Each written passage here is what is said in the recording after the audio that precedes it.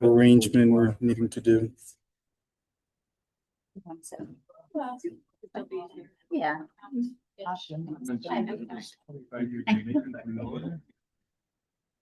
don't know if it was 25, but it's been a while.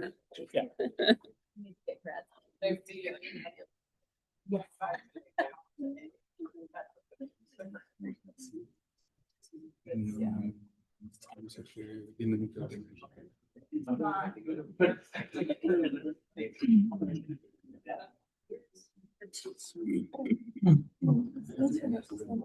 Right on. You know You set it to just automatically run the slides. The slides, it's because it's a PDF. Oh,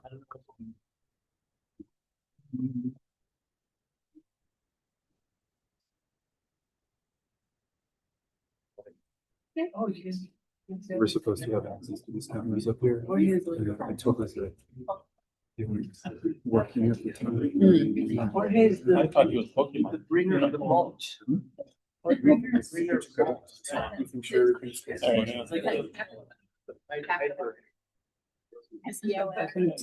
Pokemon. he downloaded it to a PDF, so it won't run by itself. So He keeps down. I'm going to link it. Just open. I saw the download button. It just didn't. I can just click them. Do you want to switch it? What there, I think what we found out is we need to employ grad students to do the work for us. That's- They get better sign on, they get better results. We can offer unpaid internships. There we go.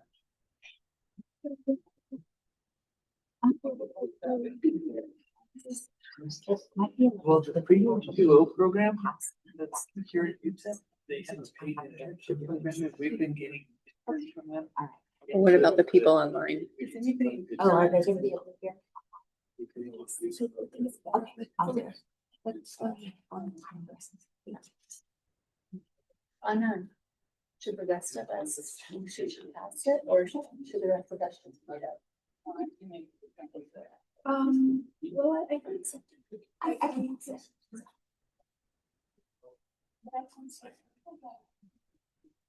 Good afternoon, everyone. My name is Maya Sanchez. I'm going to go ahead and get started. I know we're still working out a couple of things, but I am so happy and honored to be the moderator for this next panel. And of course, you are now in green stormwater infrastructure for El Paso. What should it look like and how do we get there? Let me make sure I didn't plug the title. So just to let you know, I'm going to give you a little bit of how our format is going to go. I will introduce the panelists in just a second. It's really more of a discussion. We want to engage the audience in questions, so we're going to leave at least 20 minutes, maybe a half hour, to Q&A after the panelists participated with some discussion topics. So about 60 minutes and then 30 minutes for the Q&A. We also have some intended outcomes, and I want to go over those very quickly. And I will take a seat right now. I just wanted to be able to see everyone to say hello. The intended outcomes are to connect students and the public to real-world water challenges, generate discussion between students, academics, practitioners, and policymakers, generate a report for local leaders, and identify opportunities, i.e., pilot projects and funding sources. So now I'm going to take a moment to introduce our panelists, and I'm going to give them just a couple minutes to give a little bit of their background. And panelists, if you don't mind, to answering our icebreaker question. In one sentence, what does green stormwater infrastructure mean in a desert city like El Paso? So to my left is Jennifer Barr, who leads water conservation and is the Tech H2O manager at El Paso Water. And then we'll continue on as we, once I let Jennifer answer. Brief intro and one sentence? Yes. Okay, all right. Thank you. Thank you, Maya. And thank you for agreeing to moderate this panel. I think this has been in the works a long time, and we've been wanting to do something like this here. So thank you to the audience also for for coming and participating. I'm Jennifer Barr. I am the Water Conservation Manager at El Paso, but I come from the world of landscape design.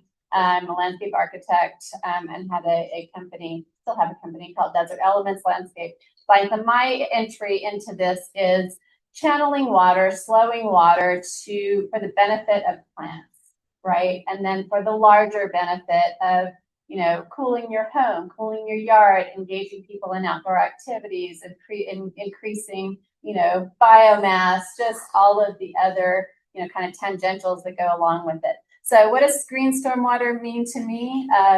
It means a less expensive alternative to concrete pipes. How about that? Thank you. Next, we have Sarah Hurteau. She is the principal ecologist at Integrated Biological Solutions. Thank you, Maya. Hi, everybody. Sarah Hurteau with IBIS, and I live in Albuquerque, New Mexico. Thanks for letting me come and visit. I'm a wildlife biologist by training, and so I come to green stormwater infrastructure through the lens of creating habitat for wildlife, and that means plants, because animals need plants to live, as we all do. And so my Answer to the question. My answer to the question, yes, thank you, Maya, is that I see green stormwater infrastructure as a way to create livable spaces in urban environments that are being really challenged by climate change. And to her right, I'll just go ahead and say it out loud. We have Emigdio Gonzalez, who is the Assistant Director of Parks and Recreation for the City of El Paso. Good afternoon. The fix that arid green stormwater infrastructure will mean for us in parkland management is it will fix existing problems. Even with our current conditions, we have boggy soil, we have wet soil that is not planned. So the fact that we can take green stormwater infrastructure and manage it is a plus for us. It becomes a positive instead of a negative in terms of work demand. The city is just about to adopt its first climate action plan. Item number 10, which I was trying to share with Isabel, is this. It asks us to deploy green infrastructure and to reduce the amount of impermeable surfaces across the city. That, in my mind, is a green light to go forward with this. Of the 100 projects that you sent, Jorge, that you're looking at, 10 of them abut a city park. And what we're going to claim under this ordinance is to say that we have a vested interest in reducing water. We have a vested interest in reducing work amount because of ponding water that's there already.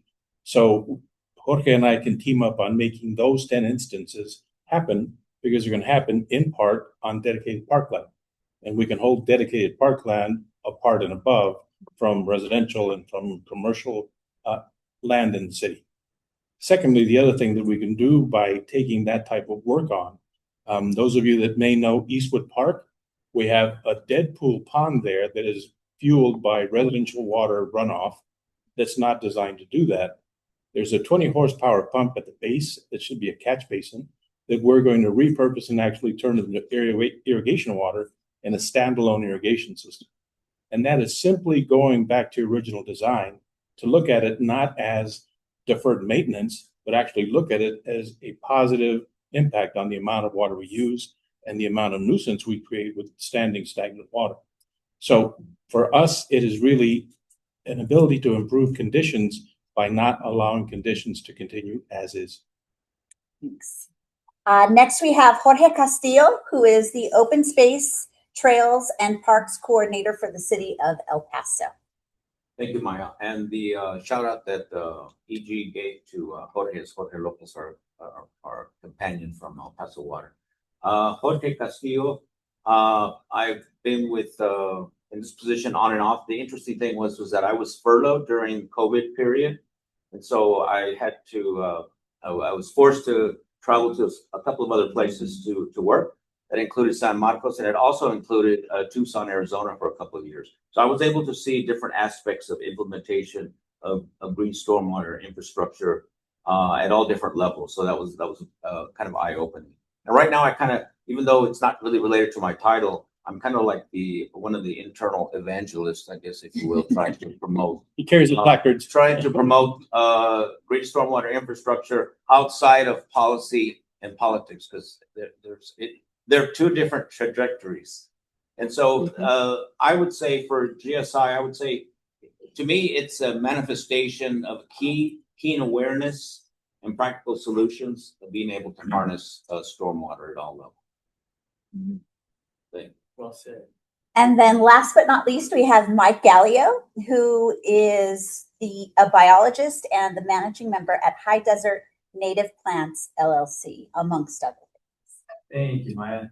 Thank you, everybody, for being here. This is really exciting to have a room full of friendly faces, and friends, and people trying to do water harvesting. Let's see.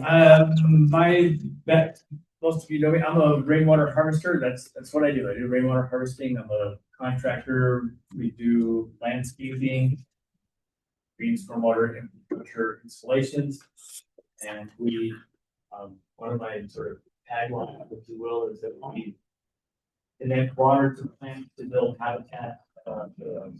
We do ecological restoration work.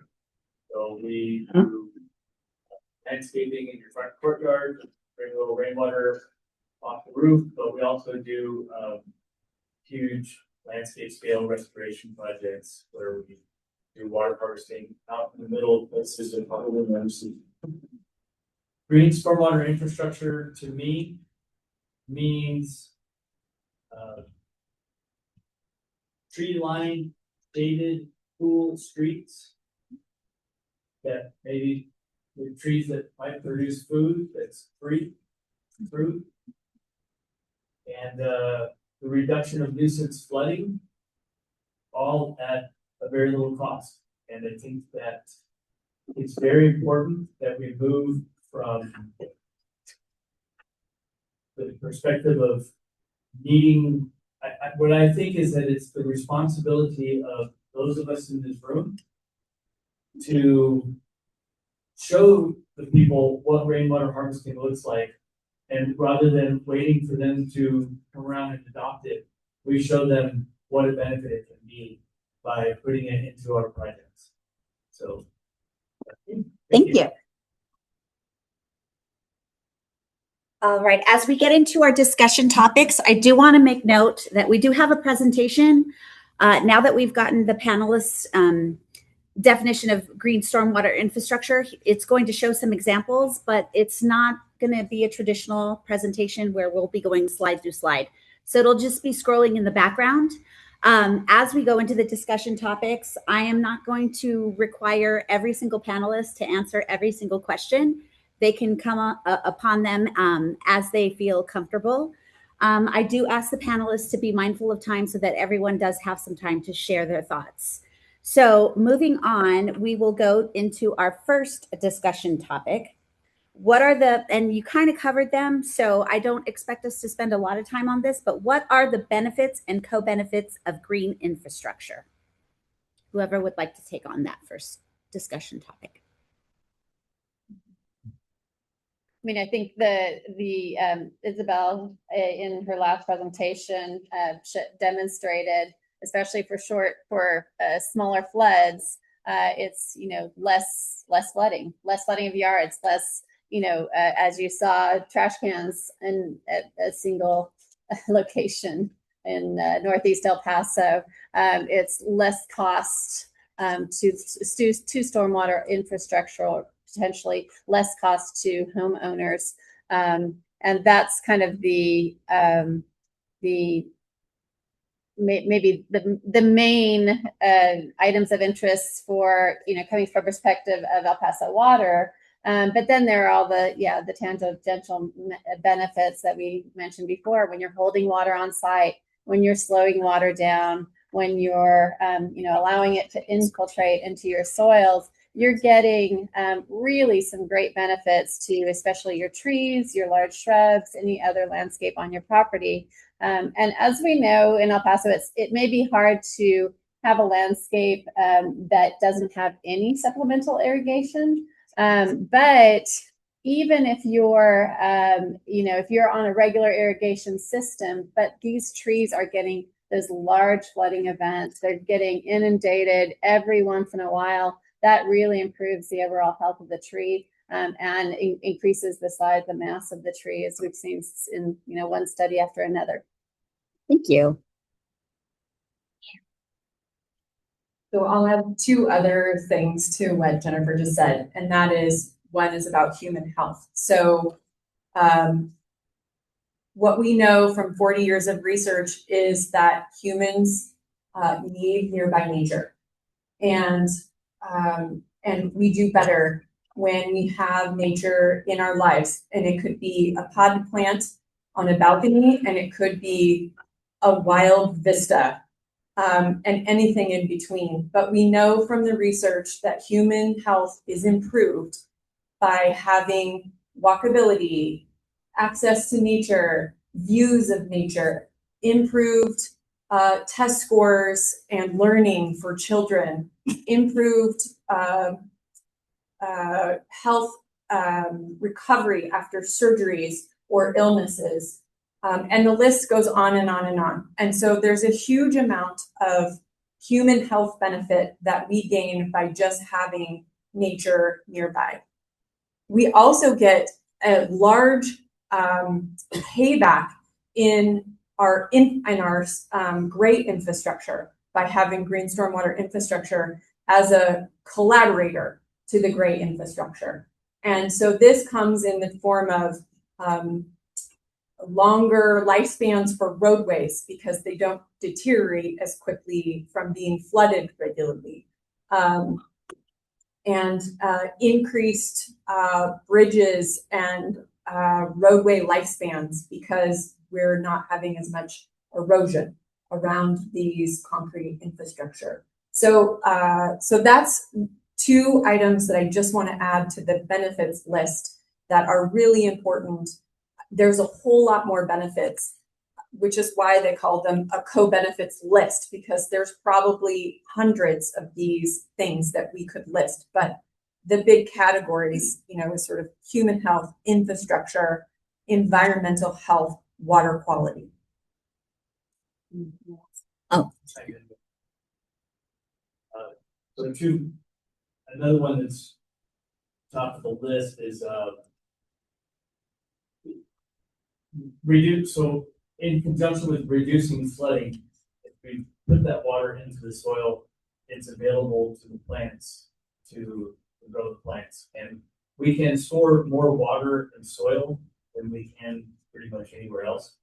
And currently, the way things are sort of engineered, or the way things are sort of built as it is right now, we're built such that our cities discharge water very quickly. If we can hang on to that water in our watershed, it improves environmental factors by cooling down the areas, by providing that water to the plants, and reduces heat island effects along with the stormwater. Wonderful. Jennifer's got another one. Oh, I can't believe I forgot this. But we all receive our drinking water. Our water resources in El Paso are the Rio Grande River, the Hueco Bolson Aquifer, and the Mesilla Bolson Aquifer. And as we know, both of those aquifers are diminishing. And rainwater that's harvested, in your landscape or in smaller areas, much of it may not make it into the aquifer, depending on the part of town you're in, how deep that is, the pressure on that water, but some of it will. So replenishing the aquifers does become one of those kind of tangential benefits that's not so tangential. Thank you. So that we better understand what type of GSI makes sense in a desert environment, can any panelists give us examples of green stormwater infrastructure that may already exist in El Paso?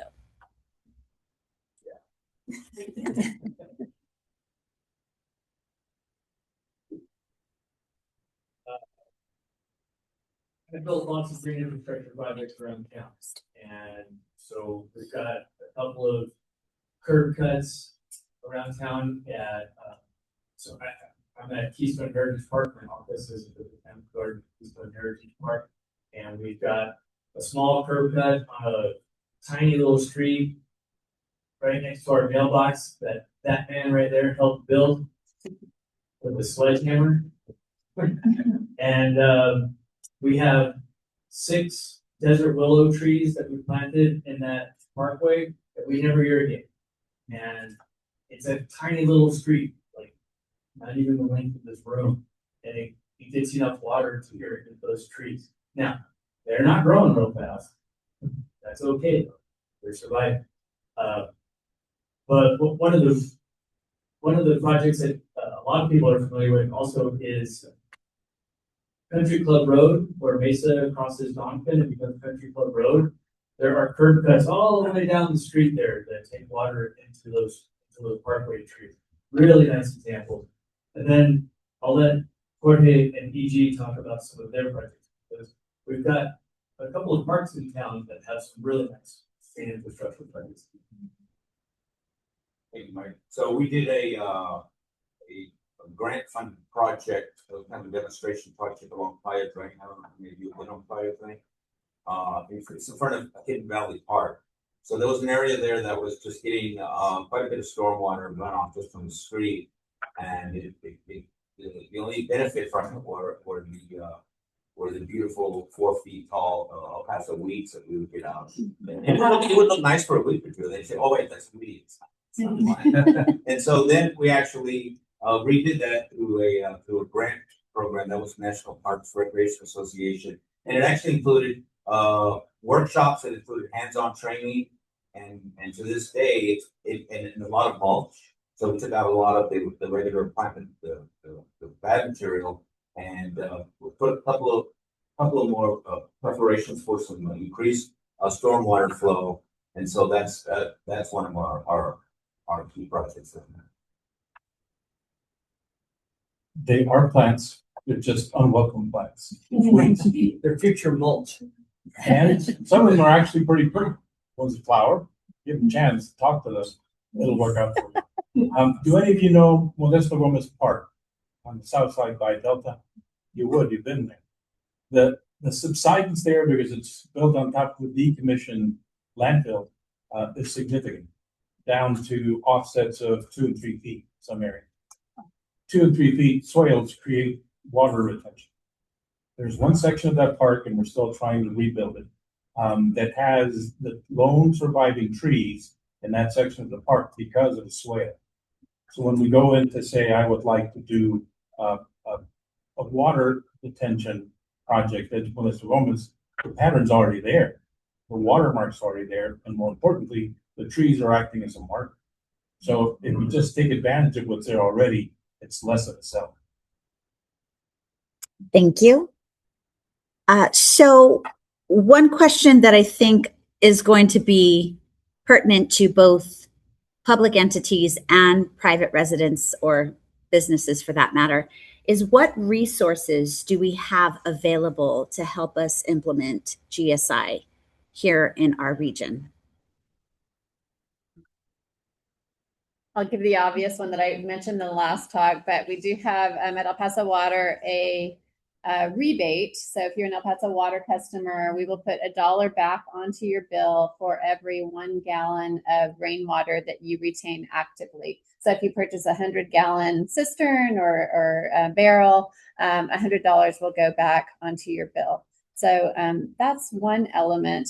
We have some great mulch also, like the city has the mulch program at some of their sites and not all the time. So you have to, call the recycling center, the city center, and ask, do you have, wood mulch available? And it's a free resource. It's, it's easier than and less expensive than rock mulching your entire yard. I have one. Can you guys hear me over there? Yes. Yeah. It's more for the online audience. It's for online, Mike. Oh, it's for online. Okay. Okay. So the state of Texas promotes rainwater harvesting. actually. And in our tax code, we have a sales tax rebate, or no, a sales tax exemption for items that are purchased for the purpose of rainwater harvesting. So as a homeowner, if you wanted to put gutters and a storage tank on your house, and you went down to Home Depot and bought these things, you could fill out a form, I think it's TX130. It's a tax exemption form, and you can claim the rainwater harvesting tax exemption. They won't charge you sales tax.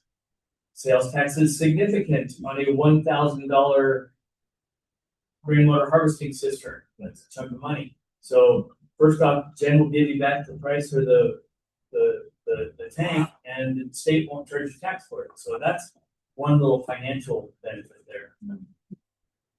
I will add to that. So we also have, do we have any consultants in the room by chance, engineering consultants? Or architect? So whenever we're doing any kind of street project, or we do, a park project like a shared use path, or mostly shared use path, or a paved trail, there's always an initial study that takes place, which is a preliminary report. Kind of gives you the landscape of what's happening. And one of the things they always mention in there is drainage. There's a drainage section for each of those reports. The drainage section is used, you almost know what to expect in those reports. It's basically, this is the way the water flows, and this is how we want it to run into the street. I have to this day not seen anyone that says, hey, this is what's happened in the past, but why don't we implement some green stormwater infrastructure? In fact, I've been in meetings with Jorge Lopez. People have asked, we ask about green stormwater infrastructure, and it's put on the plate, but then it just kind of loses its way when most plants go into 30%. So I think that's a good opportunity inside of the process. Okay, and so to kind of play off of that comment, who should lead the efforts for green infrastructure? Everyone. I know Sanchez. Everyone should lead everyone has a role in this, whether you're, no matter what job you have, or if you're a citizen and your job has nothing to do with green stormwater infrastructure. Everybody has a role in this community, and it takes everyone to make it work. So if you're a resident, your job is to try it out, experiment in your own property, in your own yard. If you are part of a neighborhood association or a church community, or, insert community here, like whatever it is that you're a part of, get those folks interested and talking about green stormwater infrastructure. There are opportunities everywhere around us. And so you can't just leave it to the city and the county to be the leaders. Everybody needs to lead from where they are right now, today. If you need permission, I give it to you. If I may, if your mood is ever approaching elation any day and you want to drop it, drive down North Loop or Havens and take a look at those old pecan orchards. Oh. Exactly. It's a guttural response, right? It hurts. So two options. You can stay in that moment and bemoan the fact that we'll never have, in my lifetime, enough water to do anything like that, or alfalfa. Or you can start to think in terms of scale. What can you do with 1,000 gallons of water 3 times a year, as opposed to 3 acre feet? The days of 3 acre feet are gone. I suspect the time to think about 1,000 gallons of water is now. You're absolutely right. That's it.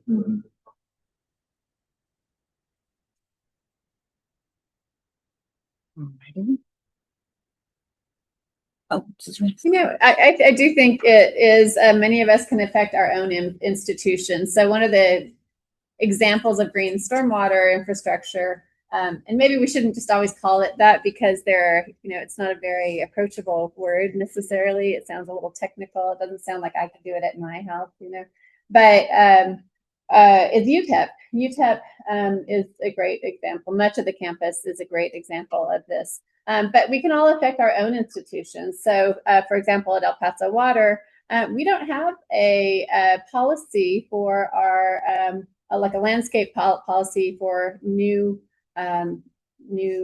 building construction. But a couple of us are working on it. UTEP, I'm sure, has policies in place. The city of El Paso could have a little bit incorporate these policies in place as well a little bit better. But even there are also individual institutions I've seen. Bizarrely, we were working on a project once for Walmart. Walmart had really great irrigation requirements. We were really surprised. So it doesn't matter where you are. You can, as Sarah said, implement change. So that being said, what policies guide how developers and or homeowners develop land with green stormwater infrastructure in mind? Okay, so as a consultant, I help municipalities create policy to help them adapt to climate change through green stormwater infrastructure and urban forestry. That's what I do.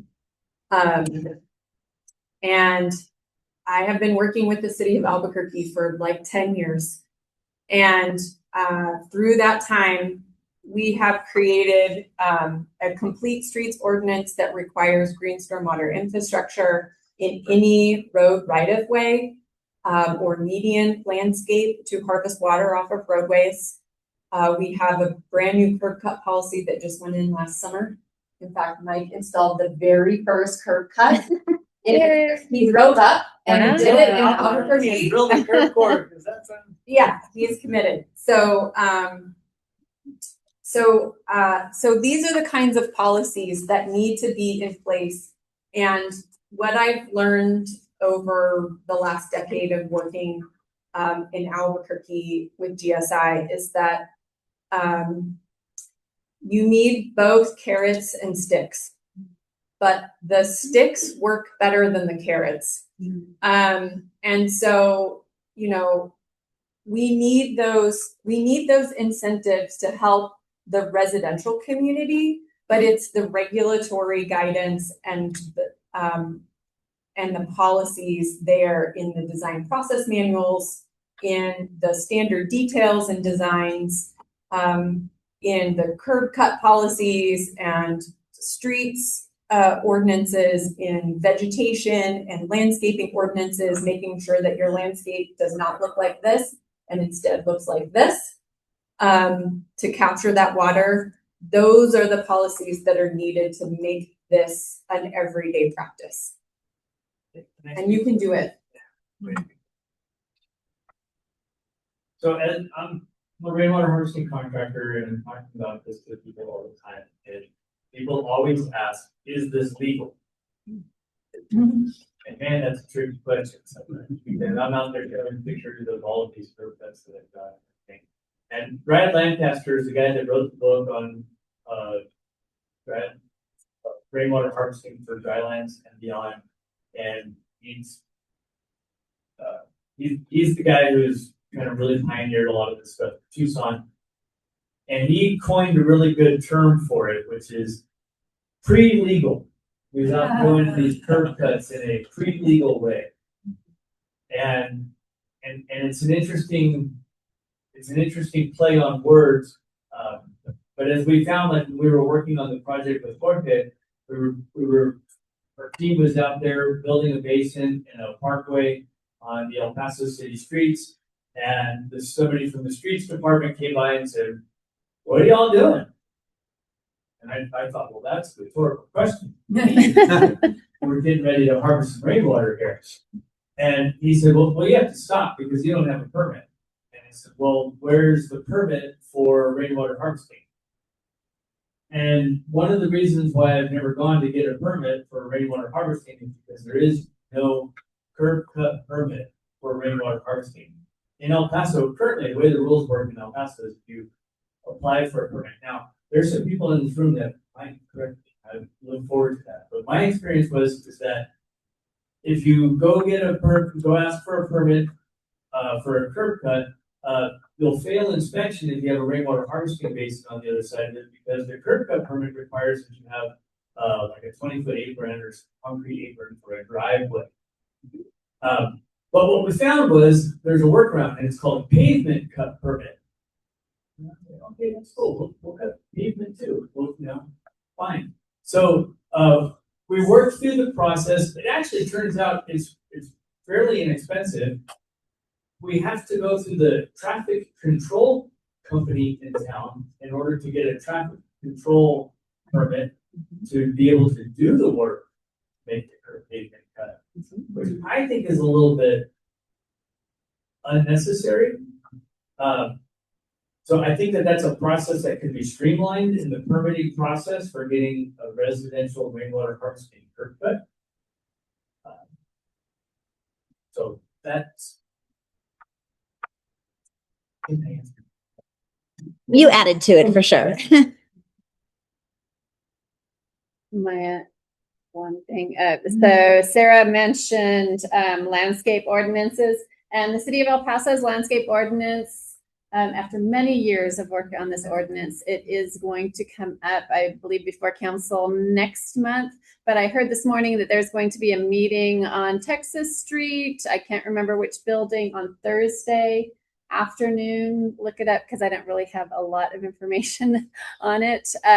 But to discuss the landscape ordinance before it goes to city council. Last time I saw the ordinance, there was an incentive in there for swales in the landscape, but probably could be a little stronger language or stronger incentive. So if anybody's interested, I will try to find that information in a minute. And to be clear, that is a meeting that's open to the public. Yes. It's not just for staff. I heard it on NPR. Okay. So speaking of policies, I think a lot of us have heard that a lot of the kickback to get these policies in place is because of developers. So I'm going to ask the panel, what are some resources or tools or educational processes that could help us get developers on our side to implement these policies? I'll start, I guess. Okay. So in Albuquerque, we started in the streets because the developers care less about what happens in the streets. And so, and also that's where all the water is already anyways. Mm-hmm. So, so that's where we started. I think, New Mexico is an interesting place because until recently, there was a law that prohibited municipalities from creating a stormwater utility, but that was changed in 2025, and so now that barrier is removed so that municipalities across New Mexico can create stormwater utilities through an ordinance to have recurring funding to do green stormwater infrastructure and infrastructure projects in general to pay for the work that needs to be done, because all of those development, whether it's in streets or buildings, it all needs to be paid for. And the money is always in short supply. And so having a recurring funding resource that is dedicated to stormwater management, including green stormwater infrastructure, having a carve out specifically for that is really key. I'm just really excited. Yeah, I just thought of something. Were you finished with your thought? Yeah. So El Paso, in that regard, El Paso has an advantage or a few steps in the region because we do have a stormwater utility. Yeah. We've had the stormwater utility since 2006, and that stormwater utility collects stormwater fees, a percentage of which are dedicated to open space acquisition. Am I correct? Right? So, and I know at the time, especially I was president of the land trust in town, and we were really advocating for that open space preservation mechanism and stuff. And so the stormwater fee went towards open space acquisition, partly for the sake of preserving arroyos as is, so as not to exacerbate stormwater situations even worse than they are. I think it'd be a great idea if we could get some of that stormwater fee to get put directed into some green infrastructure projects. Probably a pretty good chunk of money to sit in a bank drawing interest somewhere. We could go do a couple of curb cuts on the interest along with that. That's how Tucson funds their whole storm to shade program. Tucson has a storm to shade program that is funded by their stormwater utility fees. I heard it first right there. And, having worked for the city of Tucson for a short while, I can attest to the fact that a lot of the projects, the construction projects from the transportation side, all include a green infrastructure element. Yes. And then, so they do a lot of bikeways there, bike boulevards, something we don't really do, but we do the shared use paths. And in those projects, they even have traffic circles, not roundabouts, but neighborhood traffic circles, which also capture rainwater. And there are no evangelists there because everyone speaks the language of green stormwater. But they are a part of each of those construction projects. They're part of the design we're trying to do. Do anybody know Paso del Este heading out? There's a section there that the developer asked the landscape company to double the planting scheme because they wanted a finished look from day one. I guess sales were lagging and they needed something to look complete as soon as it was installed. The trouble with that is when you double the planting scheme, there's literally no space to do maintenance. And you create all sorts of other problems. You can't tell the health of a plant. You've got problems with irrigation because you have to extend it or double it or do, from my perspective, a foolish thing.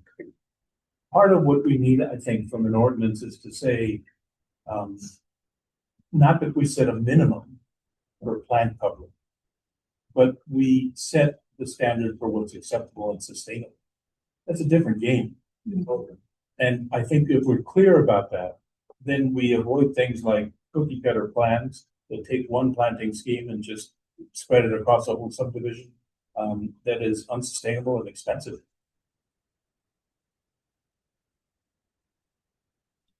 I agree with that.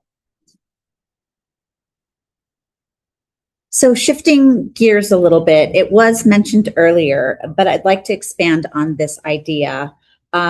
How can stormwater infrastructure be used to address equity, especially for heat vulnerable or flood prone neighborhoods?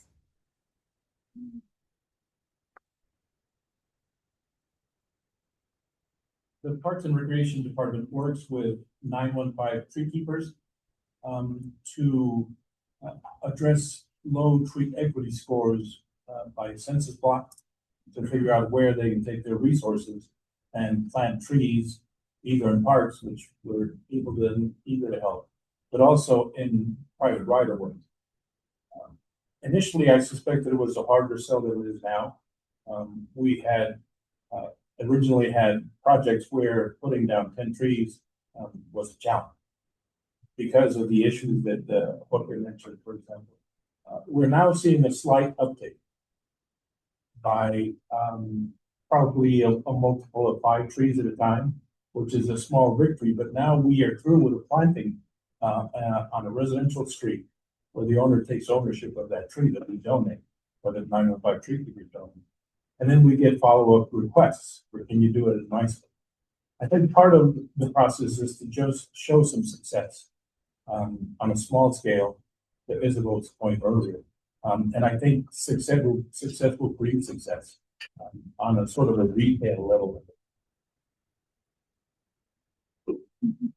Anyone else? Can I have the microphone for just a second just to talk about tree planting program? So we've been involved in a couple of tree planting programs. I think it's great. Fernand is here. We had Eco El Paso. We had a great idea for 1 billion trees El Paso.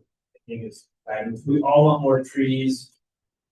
And we should all want more trees. The problem, I think, though, is that we need to be responsible, like PG alluded to. We really need to be responsible about which trees we're getting and where we're getting the water for those trees. And if we're irrigating those trees with miles of plastic tubing connected to mechanical valves that are subject to the winds of electrical current and failure, we get the problems of wasting water down the sidewalk rather than harvesting water into the parkway. So I'm a big fan of using that stormwater, using that little bit of rainwater. Actually, there's a really good another term for it, urban rule. Urban rule. Your air conditioning is leaking, your air conditioner condensate is leaking. That water, rather than going down the drain, goes to the landscape.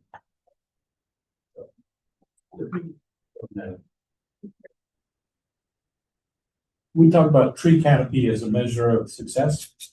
Sometimes you can get too much tree canopy with the wrong selection of trees and actually increase heat uptake. Who knew? We gotta know so that we can make smart decisions, to Mike's point, going forward. Of course. Sorry, this is not about equity, but I just wanted to mention that up front here, I think I have 4 or 5 copies of Tucson's Green Stormwater Infrastructure and Low Impact Development Standards Details and Site Guidance, if anybody's interested in those. But as well, any students who may be interested in research. So one of the things we see is, other communities, Tucson as an example, have done studies to identify, like Isabel did, what happens if an entire neighborhood adopts a particular technology. And so she's done some work on rainwater harvesting, but what happens if, every home in, Piedras area were to swale their parkway? So I don't know that research has been done in El Paso. And when it happens internally, like when stormwater, would have to do this, it would take a long time, A, to get funding for a study, B, it's the methodology of getting there. It's just, could take a long time, as opposed to having, some of that student research on the other end would be helpful. Yeah. There are lots of tools available out right now, websites that you can go to that already have a lot of vulnerability assets spatially mapped. And so the tree equity tool is one from American Forests, and they will tell you, they basically look at the tree canopy from a satellite image and analyze that against socioeconomic data for many, many places across the country. And, you can get in there and sort of click around and tell them what your most important criteria are, and it adjusts the map that you're seeing on the screen. It's great for grant proposals because it very quickly illustrates what you would have to spend a lot of time and words, talking about to convey the message of how trees and green stormwater infrastructure can help reduce heat impacts, and also how you can use things like heat island analyses or heat maps to help prioritize as one criteria where to put green stormwater infrastructure. So an example that we have in Albuquerque is I did a urban heat island mapping exercise a few years ago and helped the city write a grant proposal that then used that information to target where sheltered bus stops would go in frontline or low-income communities where they had many more participants or active transit users. And so we used that as a way to make an investment in heat mitigation for the people who needed it most.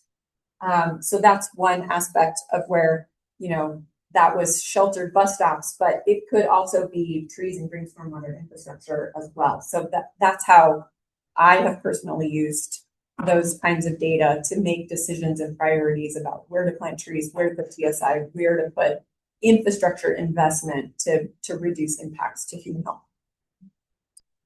And if I could take this opportunity and Please do. do a little plug, the El Paso Community Foundation, of which I'm an employee, we have just launched Avanza Data and Policy Hub.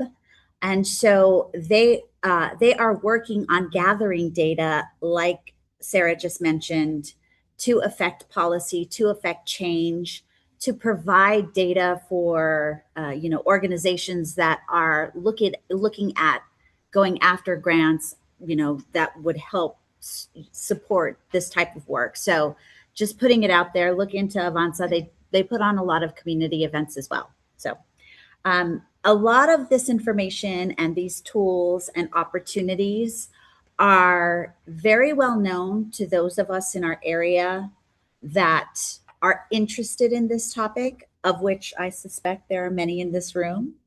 I'm going to ask this of the panelists, and then as we get to the Q&A section, which we're just about to in a little bit, I would love the audience to give us some recommendations.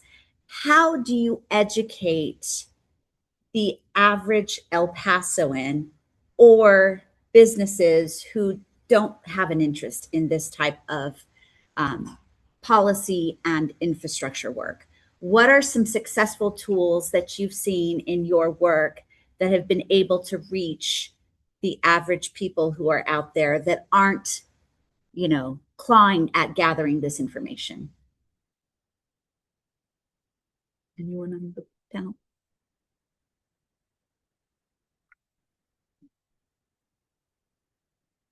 Well, I think some of the things that we take advantage of are areas that not necessarily the big projects, not necessarily the giant park projects that are next to on-beam site, but some of the other areas where we know there's high traffic, high people traffic.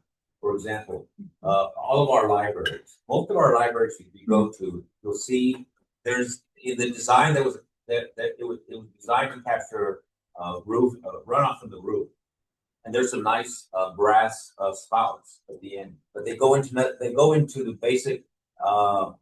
If it's not just regular landscape, it's going into a weed barrier fabric, which doesn't grow if you keep watering.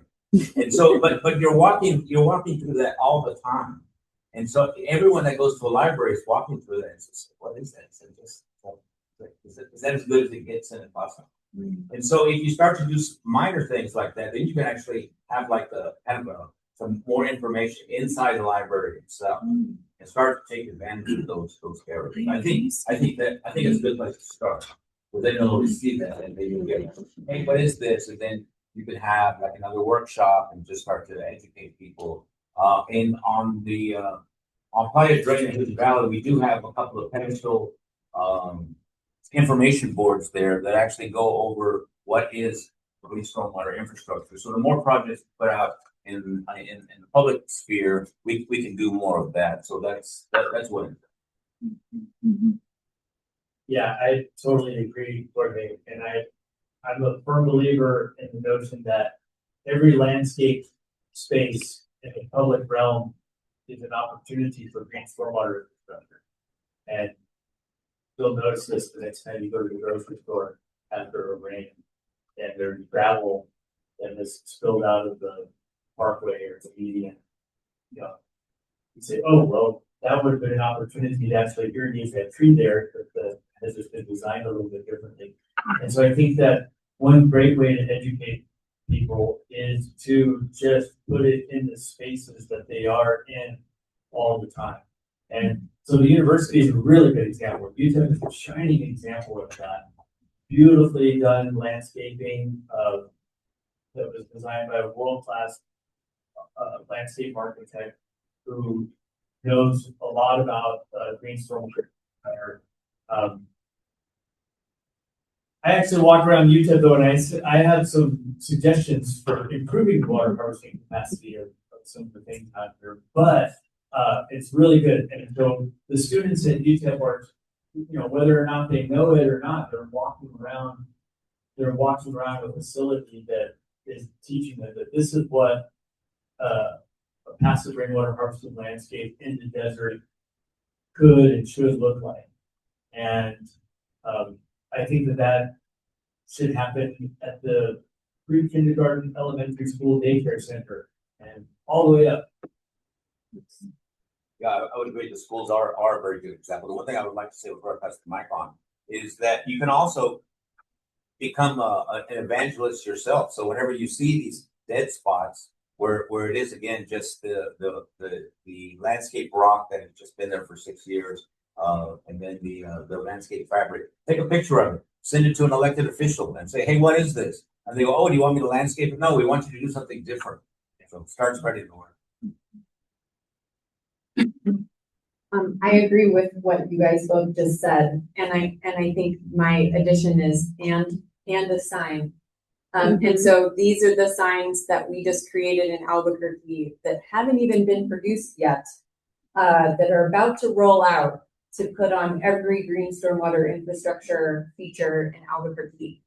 And it's the way the concept is that you start to notice the sign because you see it everywhere that you go.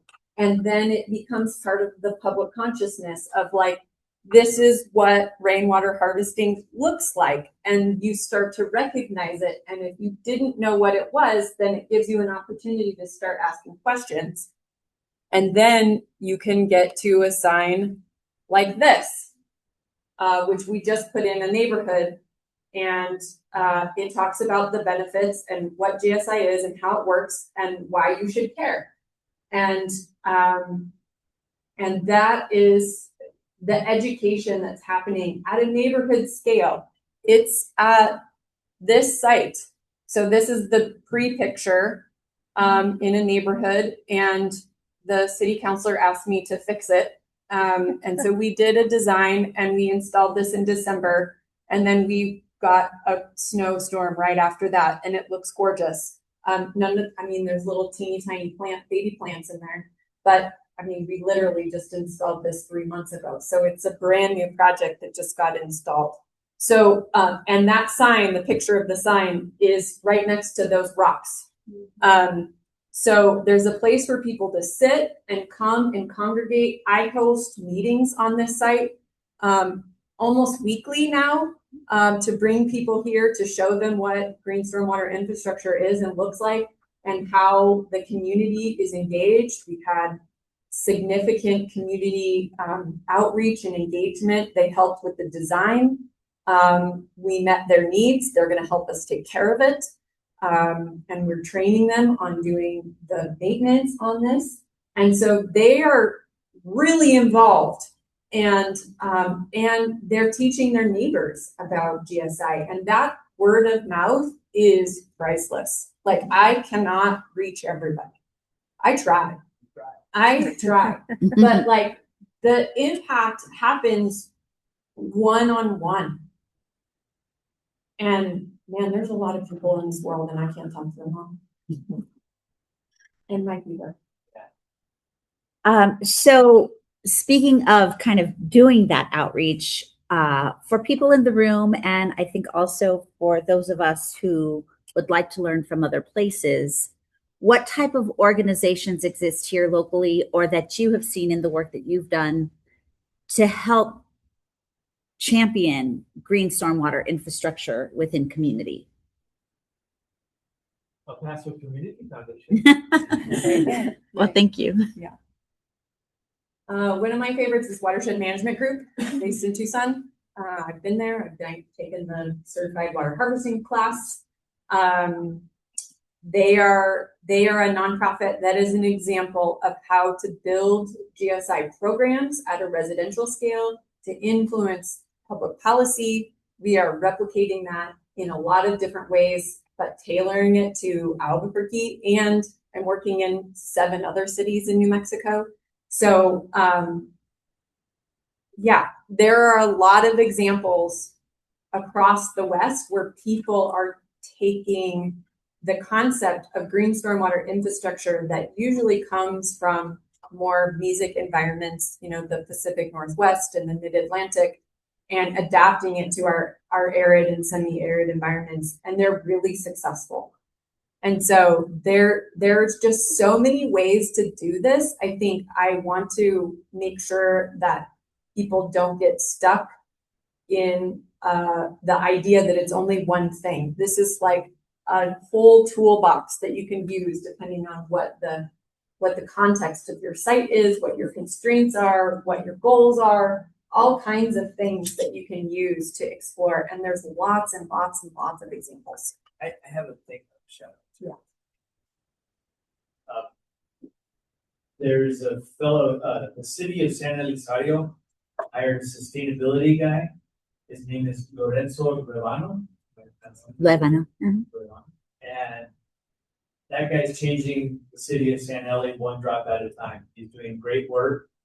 So for those of you that can't come out west and find me, that you like go out to San Eli and find him, because he's doing his work in the city. And he's getting the rules changed in that town so that it's possible to do passive rainwater harvesting. And he's doing really, really good work. He presented at Cultivate a couple of months ago. I was really, really impressed. And it's just in a great wealth of knowledge. Well, And he wanted to be here, but the mayor had a mandatory staff meeting that kept him away. The Parks and Recreation Department is going through an update for our master plan. So if you have any input to provide, and some of you have, tell the rest of the population in the city that it's say now to say the standard for parks is green and clean. That's what we were 10 years ago. We've been that way for some time. And we don't want to take green away. But when you talk to people about our irrigation expense, the entire system, it gets to be 14% of our budget. The trade-off from only green, clean will keep, but only green is detrimental to what we can do. So what's the offset? The offset is shade, also expensive, but it's something that you can start to integrate in the plan, especially in a 10-year plan. Meeting spaces, socializing, the social hubs. It's that sort of work that can be done in the planning stage that can make something on a smaller scale like infrastructure work for the population of the city. Since the microphone's coming past me again, I'll take this opportunity to plug my own group, which is called the Arid LID Coalition. aridlidcoalition.org. Go to the website, sign up to be on the mailing list. I manage the mailing list. We offer webinars and resources and connections throughout the Southwest. We already have people in El Paso that are part of our group, but we also have Arizona and Colorado and Utah. So it's growing beyond New Mexico, and we have a lot of resources available. You can get in touch with us that way. And if you need help finding resources, or you're looking for a standard design of a certain kind of GSI feature, like we have that for you. We can send it to you. We can send you the CAD file so that you can have your engineers modify it for the situation project that you have. So this group is really meant to be a resource hub for people to be able to find what they're looking for. So please reach out. Okay, last question before we open it up to the audience. And it's an important one because it'll help us hit our intended outcomes. Of the panelists, could you please provide what is one action that we could take to advance this discussion from this room or amongst our organizations to the city stage and where the policy is being crafted?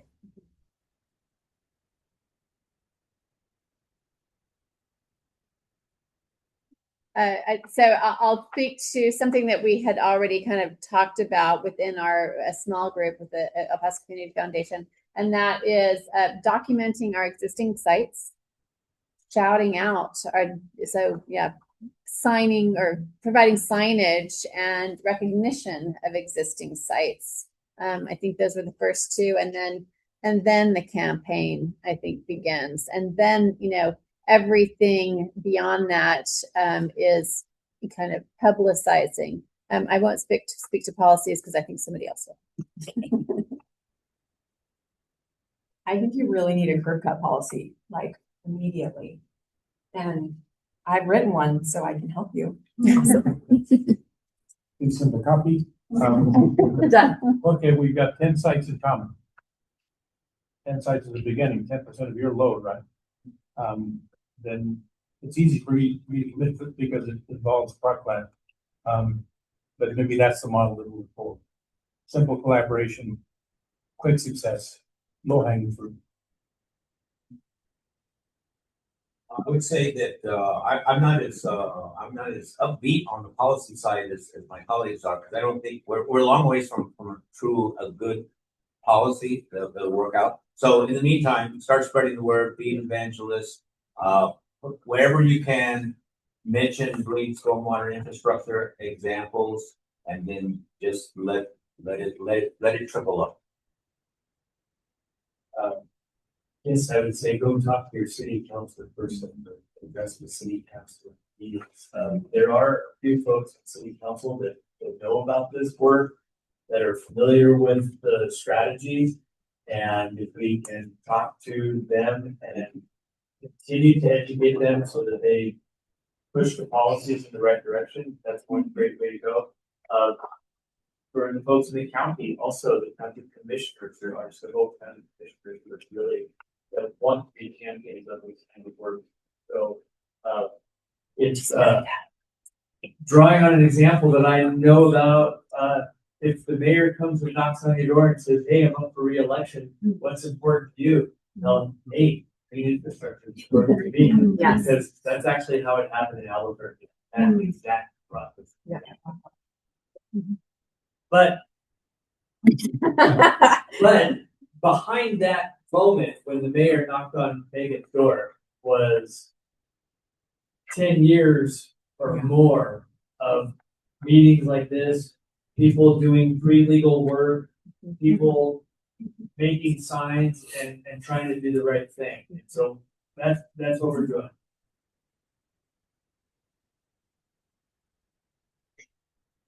Well, I want to thank all of our panelists. Your job is not done yet because we are going to open it up to the audience for questions. So we have one over here. I have no affiliations with any company. I'm just a citizen from Northeast El Paso. I volunteer to go first. If you don't have any in the Northeast, do everything we're seeing here. I like the carrots and sticks though. Yeah. You guys remember Ed Archuleta? Of course. Those of you that were around, were these policies just the Archuleta policies, from back then? Were they put upon our community and we just learned to accept them, or did he have to get buy-in from the community? Because now it's just part of our DNA, all those policies. So I'm wondering if we just need to have that foresight again that we did in the 70s and just say this is just the way it's going to be. I remember when we went from trash pickup twice, so we took this once. It was a big uproar, but now it's like we've all become accustomed to it. Mm-hmm. So maybe the stick, we just need to do it. We have the foresight, and the community will get it, and eventually they'll be like, "It's just what we do." What do you think of that? Let's dig it. The policy makers in the room. Can we just implement it and then explain why we implemented it to the community? I know. Can I answer that a little bit? Yeah. With another similar situation. I've always applauded the conservation efforts that El Paso Water makes. And just because they don't have a rainwater harvesting policy until the last couple of years, that's okay.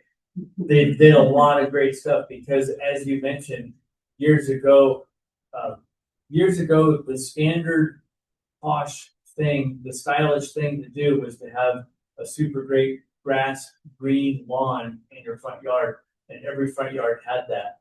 And this is within my lifetime that this has changed, where now we've moved into xeriscaping as the standard for water conservation. But now that we've learned more about even the impacts of xeriscaping, I think that the next step in evolution of landscaping, if you will, if landscapes evolve, is a rainwater harvesting, a green stormwater infrastructure based, nature-based solutions in the landscaping. That's our next step in evolution. We've got some carrots out there. Maybe we do need a stick that says, rather, if we had a carrot a couple of years ago where it was, if you took your grass out, you got $1 back for removing the turf. Now maybe we need $1 for every gallon we collect off of the street. Who knows, something like that.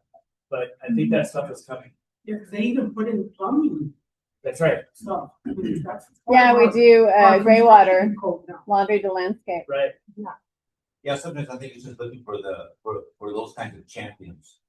Some of you may remember the whole Montecillo development. So when that took place, that was one of the first of its kind compact design, smart development. There was a will within City Hall to say, okay, everybody in the planning department is going to get CNU certification, Congress of New Urbanism.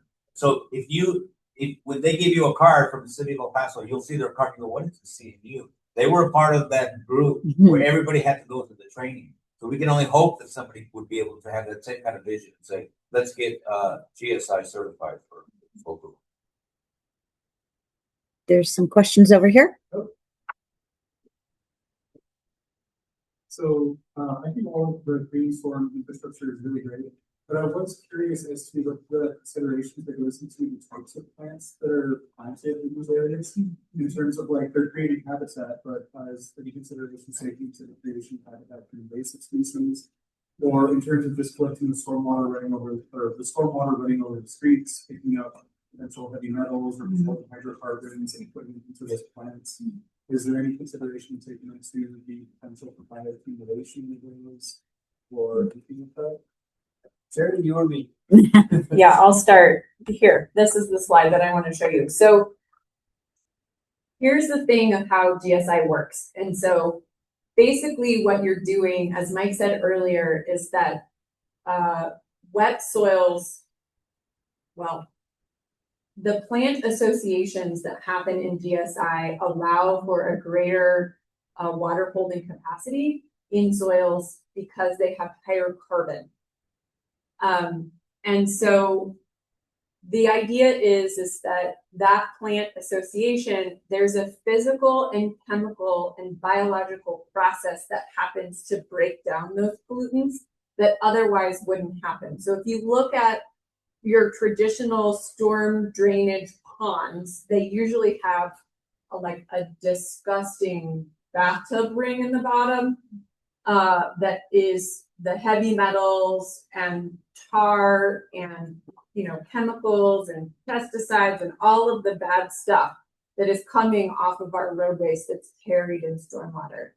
And the reason that is not breaking down is because there's no actual life living in that space.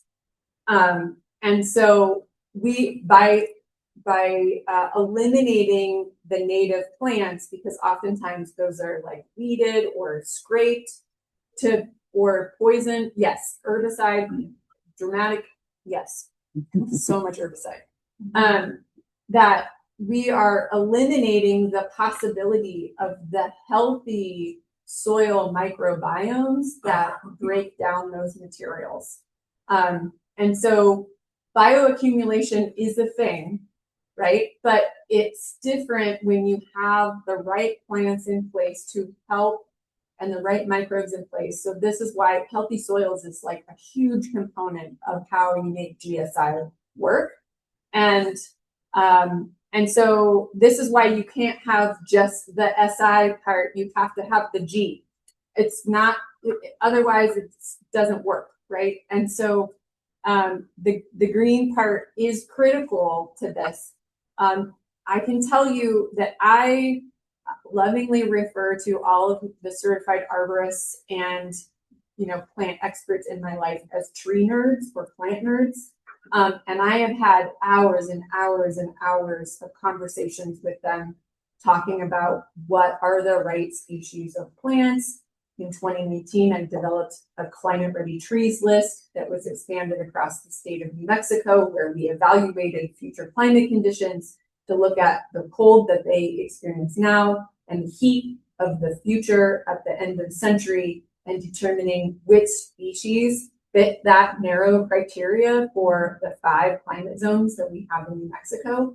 And so that is the basis of almost all the lists across New Mexico now that we're using to identify at least tree species. And I'm updating the list again this year. So it's a living document that gets updated every 2 to 3 years to help us identify what plants are specific. There's also another slide in here, which I'll try to find for you, but it shows a swale, and there's 3 zones. And so there's the inundation zone in the bottom, there's the transition zone along the sides, and the upland zone at the top. And there are different plant communities that live in each one of those zones. And so if you don't have a landscape architect that understands what the plant watering needs are, and you put the same plant through the whole thing, you're going to lose 90% of them because they're only going to live in the one zone that's right for them. And so we need to be thinking about this. This is not rocket science. It is plant science, but it's not rocket science. And it's not that complicated. It just, you have to plan for it. And it takes one more tiny little step, but you end up with these really beautiful, diverse community plant associations and shade communities that then create a lot of different habitat types for wildlife and pollinators and birds and small mammals and, you know, all of the living creatures, neighbors. Well, Sarah said most of it. You're gonna get weeds. Yeah. Dude, I have a story I like to kind of briefly tell where I was talking to a client about redoing their landscaping, and talking to them about rainwater harvesting. And I was saying, look, your trees are high and dry, and when it rains, the water comes across your parking lot, and it goes. And we looked, and there's a big glowing green forest at the end of this parking lot. I said, there's where all your water goes. Proof. And so that water is bringing with it, is bringing seeds of things that you do or do not want. And one of the principles of water harvesting, and it's a permaculture-based principle in Brad's book, is maximizing living and organic ground cover. I don't mean USDA certified organic, I just mean organic matter, carbon, putting what used to be a living plant on the ground in contact with the soil, as opposed to separating the living sphere from the soil sphere with weed barrier fabric. All of that needs to work together in order for the processes that were on the previous slide to work. But of course, in doing so, you're going to get, it's impossible to not have Bermuda grass in the city. You have weeds with weed fabric. Yeah. What's the difference? Yeah. Let's at least give the plants a chance. Yeah.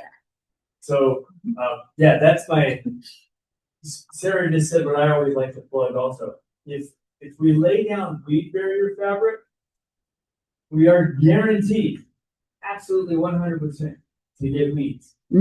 Because that's pretty much the only plant that will grow in that little thin space that's been created by the presence of that weed barrier fabric with a little bit of rock mulch that's put on top of it. John Bush can't like try these things again. Mike, if I can, Yeah. so we can get some more people to ask some questions. Yeah. Thank you. Yes. Yes. Yeah, well, for your time, for your expertise. I guess my question we've kind of touched on it with the sticks and the carrots and leading by example. But when I talk to people about this, I talk to my neighbors and other friends about like what would it take to do something like this in your yard, and they immediately think of what's the upfront cost? Oh, that's a lot of money. And then, like you said, they say, I have to weed my yard, whereas now I'm going to spray it. Nothing grows. It's so easy. There's more bugs in my yard. Those are all negative things for a lot of people. So I was wondering if there is like an easy way to quantify the benefits, like how much money would you save on water every month? Or we talked about the heat island effect, like what would the temperature decrease be and how would that change your life? Like what are the real quantifiable ways to explain to people what the benefits are? Sorry, but I think we are, at least in Albuquerque, we're starting to develop some of those handouts that are specific about how much does it actually cost to water a tree, not just to keep it on the brink of living, but actually thriving in your front yard, right? People will water their tree until it's just like barely hanging on, and that's it.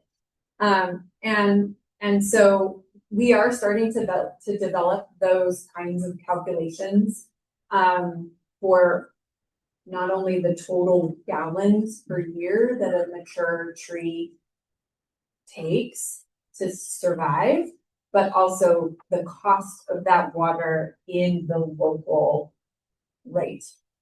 And I think the heat one is easier because all you have to do, I mean, there's like a zillion pictures on the internet about the heat difference between a shady street and a non-shady street, or a, this thing and that thing. And, the average temperature is about 10 to 25 degrees, right? So how many more days would you be able to sit outside on your patio and have dinner if it were 25 degrees cooler? And how does that make a difference in your life? If you're talking to somebody who never goes outside on their patio, maybe none, right? But if you have people that are like, man, it's getting hotter, I'm not able to spend as much time out on my patio now because it's too hot. Like, well, for $12 a year, you could have a really beautiful shade tree that holds your patio by 25 degrees. Does that matter to you? That would be my argument. we have time for 2 more questions. Over here. I had 2 questions. They're quick though. So you guys mentioned the stormwater utility fee. Is that listed on our water bill? Is that, because I think I've seen it. Okay. I was just looking at it this morning. Okay, good. And then the other one about the water rebate. So they're measuring, you're going to get $1 return for 1 gallon of rainwater, right? Sure. They're measuring that only by the barrel. Is that correct? Only by the barrel. We're working on a passive harvesting. Tucson is doing a pilot right now on passive harvesting rebates, and we're watching them very closely. We have budget restraints, but we're interested in doing something for passive as well. Thank you. I just want to quickly say, now that the city has finally approved the climate action plan for El Paso, I think this is a golden opportunity for us to move forward with all of this. Yeah. And the cities, I think they're like you said. Well, that was a very short one. Anyone else with some questions? Anything from the city? I have a question. Okay, yes. So what is huge here in El Paso is artificial turf. What can we do about discouraging the use of artificial turf? Talk to soccer players. I think it's unfortunate because I actually do think that sometimes we think we're winning the battle, and then something like really good looking artificial turf comes along. It just sets us back. The people that I know that have installed artificial turf, they just absolutely love it, and it's the perfect solution for their problems. And one of their problems is they don't want to go outside. They don't want to water their grass. They don't want to do anything except for sit on their couch and look at Facebook. And it's a real frustration because the artificial turf, gosh, I confess, it kind of looks nice when you drive by it the day after it's installed. But have you walked on it in June? in bare feet? No, because you can't. Your feet will burn off. And so, I don't know, if anybody's talking to their neighbor, or if you see your neighbor roll up with a truckload of artificial turf, like, go steal it. I don't know what to tell you. We are not promoting any criminal activity on this path, just FYI. Yeah. All right. Or you could charge a fee, an extra fee for somebody who's gonna put in artificial turf, and then when the fee Sure, goes into above a certain if- if- size. if Yes, different types of absolutely. or not. That's a great idea. Artificial rainwater, the artificial turf rainwater harvesting fee. A tax, a turf Well, I tax. do want to thank our panelists and the audience for those questions. It's been a wonderful conversation. I do know that Jennifer does have a couple of announcements. So this is going to be my goodbye, but thank you all for participating. And I look forward to not just the next time we talk, but we can see this actually in practice more and with the support of our leaders in this community. So thank you. Thank you. Thank you. My two announcements were that meeting on the landscape ordinance is City Plan Commission Thorman Conference Room, 1:30 Thursday. And to the gentleman who asked about the plant list, so there's a city of El Paso's tree and landscape. City approved tree and landscape plants. I say it all the time. Anyway, and that is a very helpful tool. Not all these plants are going to be available, and maybe only even 40% of them are available. But I will commit to El Paso Water has the El Paso desertblooms.org website, and it's a great plant list. And we have plant lists for different types of situations. We do not have a plants for, say, the inundated, anaerobic soils at the bottom of a, detention pond or swale. So we'll work on that, and I'll commit to trying to get that up within 6 months. Ooh, thank you. Thank you, everyone. Just another quick plug while we're talking about plants. Kevin Floyd's in the room there having the UTEP Flora Fest on April 11th. That's a great place to get good plants for rainwater harvesting. People that know about the plants that we're selling. Awesome. Well, thank you, everyone, and enjoy the rest of World Water Week. Thanks. It's pretty nice. Oh my gosh, it is so the right. Oh, do you do this a lot? No. Do you come here often? Right on. Sarah, thank you so much. That was awesome. Some of the day centers come sign a petition. And you're staying tonight to tomorrow? Yes, I'm staying tonight, and Staying tonight. I'm Are you staying staying here? I'm staying with you. Okay, good. You've talked? No, No. Oh, I just assumed that. that it would be fun. It's funny because until I panicked yesterday. Otherwise, I'm sleeping on your couch. Yeah, we're doing